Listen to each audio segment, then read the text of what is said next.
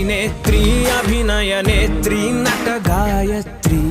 మనసారా నిను కీర్తించి పులకించినది ఈ జనధాత్రి